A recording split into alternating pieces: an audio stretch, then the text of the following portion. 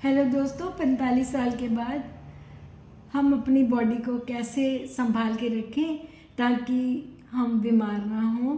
क्योंकि आयुर्वेद में बोला गया है, परिभाषा दी है शरीर की, शीर्यते इति शरीरम, भाव कि जिसका डेली क्षरण होता है वही शरीर है। लेकिन हर इंसान में एक जिजीविषा है, यानी कि जीने की इच्छा। तो हम ऐसा क्या करें कि जिससे हम एक स्वस्थ जीवन जी सकें। तो फ्रेंड्स, 40 साल के बाद औरतों में मीनोपॉज स्टार्ट होता है। तो मीनोपॉज की वजह से लेडीज़ में बहुत सी चेंजेस आती हैं, फिज़िकल भी और मानसिक भी।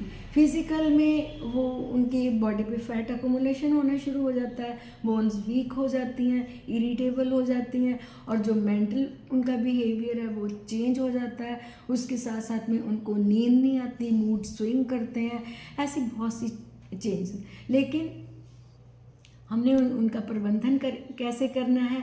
ये चेंजेस बोन्स की जो हैं या मसल्स की हैं वो मेल में भी आती हैं और फीमेल में भी आती हैं, क्योंकि मस्कुलर एट्रोफी और बोन्स की जो स्ट्रेंथ है उनका कम होना मेल और फीमेल दोनों में स्वाभाविक है। तो आज के टॉपिक में मैंने आपको ये बताना है कि आपने अपनी बॉडी का रख रखाव कैसे करना है, शरीर का भी और मेंटल हेल्थ भी आपने अपनी कैसे केयर करनी है। आज उसी पे बात करूँगी, क्योंकि जैसे जैसे एज बढ़ती जाती है हमें कुछ चीज़ें डाइजेस्ट होना कम हो जाती हैं, मेटाबॉलिज्म स्लो हो जाते हैं, बीपी हाई हो जाता है, हार्ट पे भी इन चीज़ों का प्रभाव पड़ता है। तो क्या ऐसा खा लें कि जिससे थोड़ा लंबा जीवन जी लें। तो फ्रेंड्स, मैं सबसे पहले तो आपको डाइट के बारे में बताऊंगी, उसके बाद में मैं आपको मेंटल हेल्थ के बारे में भी बताऊंगी। फिज़िकल हेल्थ में डाइट के साथ साथ कौन कौन से ऐसे काम करें ताकि हमारे सर्कुलेशन प्रॉपर रहें, फैट अकोमुलेशन ना हो और मस्कुलर एट्रोफी भी ना हो। तो चलिए चलते हैं अपने टॉपिक पे। हमने सबसे पहले अपनी डाइट में कॉम्प्लेक्स कार्ब्स लेने हैं। कॉम्प्लेक्स कार्ब्स में सबसे अच्छा विकल्प चना होता है। चना अगर लेते हैं तो आपको बहुत से विटामिन्स मिनरल्स कंप्लीट हो जाते हैं। आप चने का सूप ले सकते हैं। अगर आपने वैसे चने नहीं खाने, बॉयल करके उसका सूप लीजिए, आपकी कंपनसेशन होती है, फैट नहीं डिपॉजिट होते। और ये इनकी एक क्वालिटी है चनों की, ये स्लो एनर्जी रिलीजिंग होते हैं। इसके साथ साथ में आपने जो फ्लैक्स सीड्स हैं और जिनको हम मखाना बोलते हैं, वो बादाम, अखरोट, इन चीज़ों का इस्तेमाल ज़रूर करें, क्योंकि विशेष तौर पे ये हमारे हार्मोन्स को भी बैलेंस करने में सहायक होते हैं। क्योंकि स्पेशली इन वुमेन मीनोपॉज में ईस्ट्रोजन और सेरोटोनिन हार्मोन जो है, हैप्पी हार्मोन जिसको बोलते हैं, वो कम होते हैं। तो लेडीज़ बिहेवियर ठीक नहीं करती। तो काइंडली इन चीज़ों पे अपना ध्यान जरूर करें। आपने वीट और राइस का प्रयोग कम करना है, क्योंकि इनमें ग्लूटेन होती है। ग्लूटेन जो है वो फिर हमारे डायबिटिक लेवल पर भी प्रभाव डालती है। तो ग्लूटेन फ्री होने के लिए आपने दिन में कम से कम एक बार मिलेट्स का प्रयोग जरूर करना है। इसके साथ में पत्तेदार सब्जियां, ताकि आपके मिनरल्स कंप्लीट हों। और इस साथ में दालें। कई लोग ऐसा भ्रमित करते हैं कि 40 के बाद दूध जरूर पीना चाहिए, लेकिन मैं इस चीज़ को कंडेम करूँगी, क्योंकि 40 के बाद दूध की इतनी ज़रूरत नहीं होती। दूध में होता है लैक्टोज, जो कि हमारी इंसुलिन रेजिस्टेंस को बढ़ाता है। आप दूध की जगह लस्सी, पनीर और दही प्रयोग कर सकते हैं, क्योंकि उसमें लैक्टिक एसिड है। तो ये दोनों चीज़ों में आप फ़र्क समझ लें। अगर हम डाइट में दूध को ज़्यादा लेते हैं तो इंसुलिन रेजिस्टेंस की संभावना बढ़ जाती है, डायबिटिक होते हैं। तो काइंडली ये चीज़ ज़रूर अपने ध्यान में रखें ताकि आप स्वस्थ रह सकें। इसके साथ साथ में आपको प्रोटीन्स के साथ विटामिन डी की ज़रूरत होती है। No doubt sun is the abundant source of vitamin D, पर अगर आपका विटामिन डी फिर भी पूरा नहीं हो रहा तो आप सप्लीमेंट के तौर पे विटामिन डी ले सकते हैं। तो अपना ध्यान रखें। इसके साथ साथ में अपने हार्ट की केयर करने के लिए आपने ज़्यादा सैचुरेटेड फैट, पैकेट फूड, इन चीज़ों को बंद करना है। एक मेरी गुजारिश है, कुदरत ने आपको जैसे कोई चीज़ दी, जैसे कोई फल दिया, जैसे कोई सब्जी दी, एज इट इज़ खाएं।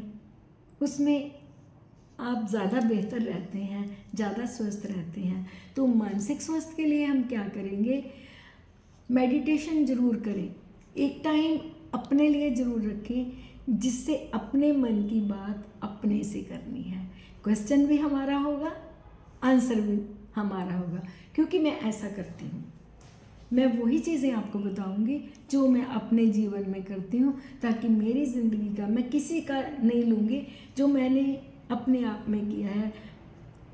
अब मैं YouTube चैनल क्यों बनाया, इसका भी आज राज बताऊंगी। बच्चे पढ़ लिए, वो अपने अपने सेटल हो गए। बच्चों के पास जब टाइम नहीं होता तो हमारे में एक हीन भावना होती है, हम डिप्रेशन में चले जाते हैं। तो काइंडली जब हम कुछ पढ़ते हैं, अब मैं आपके साथ बात करती हूँ, मैं हैप्पी रहती हूँ, आप मुझे सुनते हैं, मैं आपके व्यूज़ देखती हूँ, तो मुझे एक इंस्पिरेशन मिलती है कि मैंने नेक्स्ट टॉपिक भी कुछ बनाना है। तो खुशियाँ कहीं प्लेट में सजा के नहीं रखी होती, खुशियाँ क्रिएट करनी पड़ती हैं, वो अपने आप फिर आ जाती हैं। अपने आप को बिज़ी रखिए। जब हम बोलेंगे हाय हम बूढ़े हो गए, हम क्या करेंगे, ऐसा करेंगे तो कुछ भी नहीं है। अपने ब्रेन को पॉजिटिव मैसेज दीजिए, खुश रहने की आदत डालिए, अपने आप को छुटके मुटके काम में बिज़ी रखो। काइंडली डेली एक्सरसाइज की आदत ज़रूर डालें, लेकिन विगोरियस एक्सरसाइज नहीं, बिकॉज आपकी बोन्स जो हैं वो 24-25 साल की नहीं हैं, वो भी थोड़ी वीक हो गई हैं। तो ऐसा काम करें जिससे आपको आनंद भी आए और आपका जो मसल है उसमें भी एयर टियर ना हो, आपकी बोन्स जो हैं वो सुरक्षित रहें। इन चीज़ों के साथ आप हैप्पी रहेंगे। और इसके साथ एक और गुजारिश करूँगी, काइंडली ब्रेन का 60% से ज़्यादा पोर्शन हमारा फैट से बना है, तो काइंडली देसी घी का इस्तेमाल दिन में 1 या 2 चम्मच टीस्पून ज़रूर लें, ताकि आप में अल्जाइमर ना हो पाए, आपकी याददाश्त जो है वो प्रॉपर रहे। तो इन छोटे छोटे टिप्स के साथ अगर आप अपना जीवन बिताते हो तो आप यंग रहते हो। मेरे मदर इन लॉ अभी 2-3 दिन हुए हैं 94+ के इस दुनिया से रुखसत हुए हैं।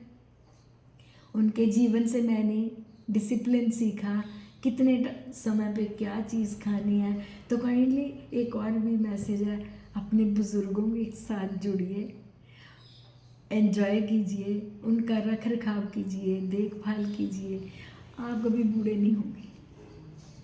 तो आज के लिए इतना ही। होप सो मेरे द्वारा दिए गए टिप्स आपको अच्छे लगे होंगे। अगर आप मेरे चैनल पे नए हैं तो काइंडली मुझे सब्सक्राइब ज़रूर करना। Thank you very much for watching my video.